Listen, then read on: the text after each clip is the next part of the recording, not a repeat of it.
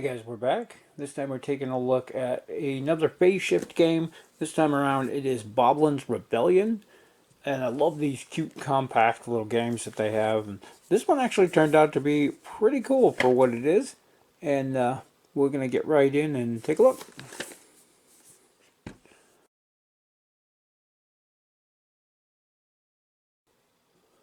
There's actually quite a bit of stuff in this little cube here. So first thing we have are our player boards in the back here. And these are double-sided. They fold out. And you have the basic play side here, and then a more advanced play side here. The advanced one has these little spots for the trolls to go, which are going to block some of your options. But the main thing on this is that these are the 3 actions you can get, and you get 2 actions per turn. These are the 3 normal ones you can take to either conquer a room, to, I can't remember what that one's actually called, but you basically can draw rooms and then pick one of those, or you can gain some basic goblins here or screamer goblins. These over here are sticklers, is what they call the basic ones. So you have room for 5 sticklers there, 3 screamers there.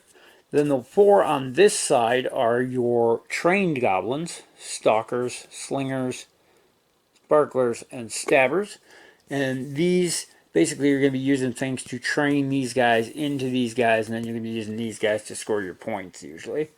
At the bottom here is your score tracker. It took me a minute to figure out it goes over this way, down, and then back. First person to 27 points is the winner. Everything on the flip side, like I said, is the same, except they have one additional thing here, as well as the spots for the trolls to go. And when you put a troll here, you basically block, so you can only have 2 of these. If you get a troll here and here, you can literally only have 1 of those special kinds. So they're kind of a detriment and a pain. I think you also gain a new action on this side, yeah, to vanquish a troll, as well as to collect the heroes, which we'll get to. But you have 4 of your player boards there. They're all the same. We have our rule book here. That's a tiny little rule book. And I was actually pretty pleasantly surprised once I started playing this. I wasn't expecting a whole lot out of here. I backed it just to support the company because I like Jason and those guys over there at Phase Shift Games.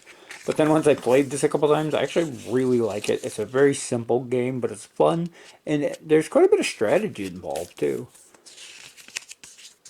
Good job on the examples in here. They pretty much explain everything you need to know. I think there's one like vague thing with this where they kind of explain what these mean, but there's one type I think that doesn't actually show up in the book. It's the same concept, so they just didn't have a separate explanation for it at all. But other than that, yeah, everything's pretty good in here. This is one of the few games I actually did learn by reading the rulebook, so there's that. There's also a solo game in the back. I have not tried the solo version yet. Do need to try that at one point. And then some cheat sheet on the back for your icons. Then we have a whole lot of stuff in here. So we've got our goblins. And these are the same goblin cubes with the screen printed faces that they used in the deluxe edition of Dungeon Drop. I think they even give you some extras so that you can swap some of these out for your Dungeon Drop ones if you want. I heard somebody complain that they all have the same face and not the different faces of the goblins, but that would be so much of a pain to have to try to flip these every time you switch from one goblin to another. So when he's here, he's a stickler. When he's here, he's a stalker. There's only the one face, though. So I don't think it's a major issue, but I saw some people complain about that. I think it's kind of silly. It would be so fiddly to have to flip those all around. Next thing we have are our trolls. And these are actually for an advanced rule or a harder rule for the game, but I think once you play a couple times, you're going to want to do this anyway. But they, again, are the same as the ones from Dungeon Drop. Did we have trolls in Dungeon Drop? I think we did. I don't remember now. But yeah, they're a larger cube. And again, like I said, on the flip side of the board, they're going to go in these spaces to block off certain ones of your options.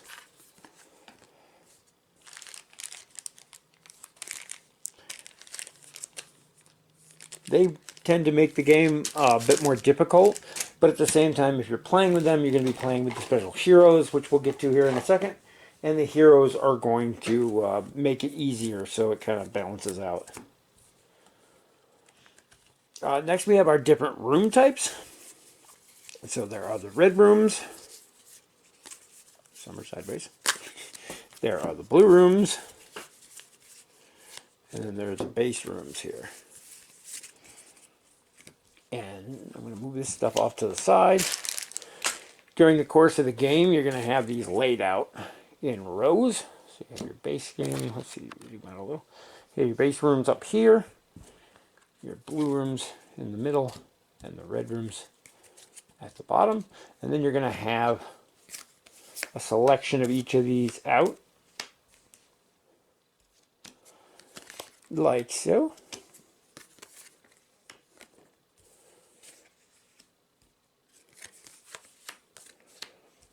And that's pretty much what your board's going to be looking like. On your turn, you're going to take 2 actions. One of them is to conquer a room, which is basically to take a room out here and add it to your collection, your tableau. And you're going to do so by paying the cost that's on the top of the card here. So in these, it would take 2 of your sticklers in order to claim that room. They have different combinations of what you need in order to claim rooms. The second is to draw 3 rooms off the top of here. Pick one you like. You still have to pay for it by paying those requirements. And then the bottom, like I said, is to grab either 3 sticklers or 2 screamers and add them to your board. So your first action usually in the game is going to be one of these 2 to grab those, to put them over here, and then you're going to spend those to get the room. Generally, these rooms up here train your goblins. So you're going to take, once you have this, you put a little marker down here because you can only use it so many times, but it gains you these actions here. So in this case, you can pay a stickler and you train him into a stalker. The second one here is a little bit odd one to start with, but in this case, here we go. So this one is pay 2 sticklers and you get a sparker and a stalker. So this is how you train your goblins to go from these ones on the left to the ones on the right, basically. In addition, if you pay a screamer, so 2 sticklers and a screamer, you're going to get the sparkler, the stalker, a stabber, and a slinger. So this will literally get you 1 of each. So you're trading 3 for 4, which is a pretty good deal. They have this plus symbol here, meaning you can do that in addition, so that's still 1 action. Each time you use the room action, you move this token over. When it gets to the X, you're going to get this reward here, and then this room is destroyed. And these can be used if you're playing with the heroes, which we'll get to in a minute. But that basically gets rid of this room. So you can't make a nice combo and just repeatedly do it the rest of the game. You can only do them so many times before they go away, but you do get a reward at the end. This one's a little bit more different. So in this case, you pay the 1 guy here to get the stalker, or you can pay the 1 guy and your second action, which is what this is, to get all of that. So this would take both of your actions, but you're trading 1 for 3. That's a pretty good deal. The blue rooms generally take 1 type of guy that you have. Of course, none of the ones out here I have do that, but there you go. You'll take 1 type of guy and exchange it for a different type of guy. Generally, they let you swap things around. There are some different ones, like in this case, whenever anyone takes one of the blue rooms, you're going to get either a stabby or a victory point. This one here is whenever one of your opponents, I think it's the people to the left or right of you, finishes a room, X's it out by flipping it over, you're going to get a slinger or a victory point. And then again, these you can only use a certain amount of times, and then you get a reward. These ones actually give you victory points as a reward. And then the bottom ones here, the red rooms, are most difficult to complete. They almost always require, I think they always require trained goblins, but they get you victory points. These are the way to get to the victory points. So in this case here, if you spend one stabby, you get a point. If you spend two stabbies, you get 2 points. If you spend three stabbies, you get 4 points. If you spend four, you get 7 points. And then you can do that a couple times. And you actually get an extra action at the end. Those two are kind of the same. This one's a little different here. You can play a sparker and a stabber to get 3 points. Or if you do the sparker, the stabber, and a screamer, you're going to get 5 points. You get the combined total there. So that's kind of cool. And ideally, you're going to look for ways to combo. So this creates the guy you need to trigger this to do this. So even in the ones we have here, like this guy here will create the stabbers. The stabbers can be spent on here to get an extra action. You can spend them on here to get the points. And eventually you're going to build up. There's no limit to how many of these you can have in front of you at a time. You just have to save up the right requirements to buy them. Whenever you see a question mark here, that refers to any of the 4 train types of goblins can be spent to pay for question marks. The big thing here, though, is that we're all trying to basically take over the dungeon ourselves. And if any one of these decks run out before somebody hits that 27-point mark, everybody loses. So ideally, you can't just keep farming the little ones. You've got to go down to the other decks. Ideally, the red ones are where you want to be to get the points.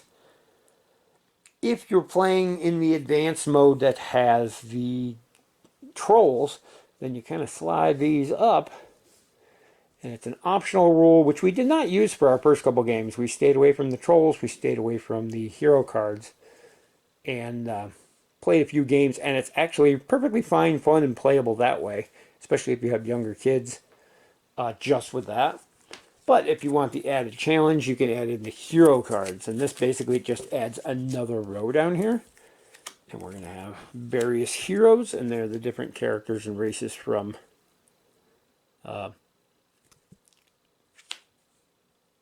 Dungeon Drop. I don't know why. Long pause there. And we're going to be using these heroes to gain added bonuses. So in which case, you look at your flip side of your board here. You have this new action at the bottom. You can discard any 2 completed rooms. It's got the X on there. It's really hard to see. But it's one of the dungeon rooms that are completed. So once you've finished them out and got to the X and flipped them over, you got any 2 of those that are not the same. So if you have a red and a blue or a red and a basic, you can't use 2 of the same. So any 2 not the same, you can trade them in as an action to pick one of these heroes. And they also have that icon on here. They require 2 completed rooms that are not the same. Once you have completed them, again, you gain another action you can do, except these don't go away. These can be used permanently for the rest of the game. So in this case, you spend 1, 2, 3, 4, 5, 6 of any trained goblin is an extra 3 points, and that's repeatable. This one is you can, I'm not sure how that one works. Spending 4 trolls? I have to look that one up. And I don't remember. I think that's the only one that has to deal with trolls. This one's whenever somebody uses an action to take a... Man, I really got to look these up. You can tell I haven't used these very much. I think there is a little cheat key for them in the back of the book, though. But you gain these other abilities that you can use permanently. Just got some of the hard ones. There's one where you take 2 rooms, you get 2 points. Or perform a room action. Maybe that's what that is. Definitely have to look up the key of it. I think it's whenever you perform a room action. That's when you complete a room right there. But yeah, so these will go out here. As people claim them, they'll fill back in. Same with anything else. As people claim these, they get filled back in. And I know in the solo mode, I think the one on the far right goes away each turn. And then these slide over. I have not actually played the solo mode, but I think it's something like that. So there's a built-in timer in that. But in the end, yeah, you're going to have a tableau of these, and every time you take one of these, it gives you extra action options on top of the handful that you get from your player board. and then you're going to be using various things. Basically, you want rooms that give you the guys you need to trigger the next room, to give you the guys you need to trigger the next room, and so on. You're building up this little engine, basically. It's not quite an engine builder, but it's the same concept. And then scoring your points, and yeah, it's the first person to get to the 27 there is the winner.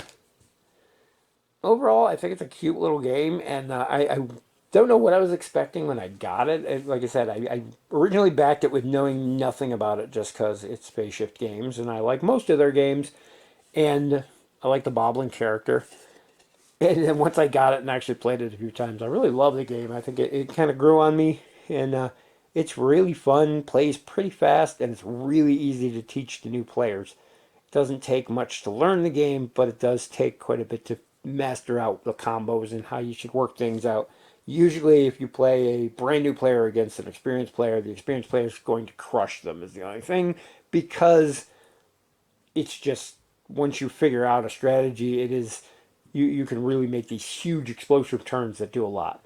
But that said, it doesn't take very long before even, I think it was the second game with my son, and he kicked my butt by doing some huge combo I didn't see. So, the one thing is, it is relatively a solitary game. You're playing your little game with your tableau and your board. They're playing theirs.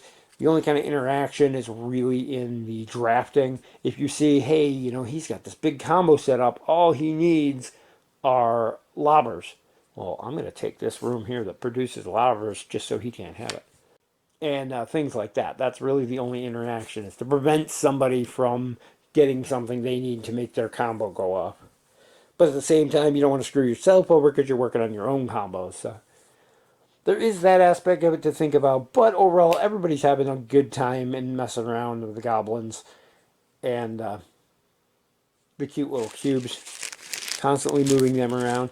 I think my only real complaint is that these are not inset, which I understand why, because it's double-sided board and the things, and it keeps costs down, but it is real easy to bump these cubes and have them slide into the wrong things. So you got to pay attention to that while you're playing. I know somebody in the Discord was building a overlay to set on here, so they didn't do that, but that's just something to keep in mind. It's really not that big of a deal, especially if you're paying attention. But so just be aware, that it does happen. Honestly, what happens to me more is you'll have a bunch of these in front of you, and they'll have the cubes in here. And when you reach across the table to grab a card, you'll bump your guy off of here. And if you don't remember which space he was on, that can cause an issue. But there's nothing you can really do about that, since these are cards and they got to be shuffled and whatnot. But keep in mind, things like that can get bumped around, and be mindful of that while you're playing, and it won't be an issue. Overall, though, it's a great little game. I love the fact that they come in these tiny little cubes. The artwork has always been great on Phase Shift games. And, yeah, it's just a great little filler game. We play it at the store sometimes. We're waiting for a player to come back. People go to lunch or whatever, and while we're waiting for him to come back, we'll play something like this. It's perfect for that. Perfect for family games. And like I said, easy to learn.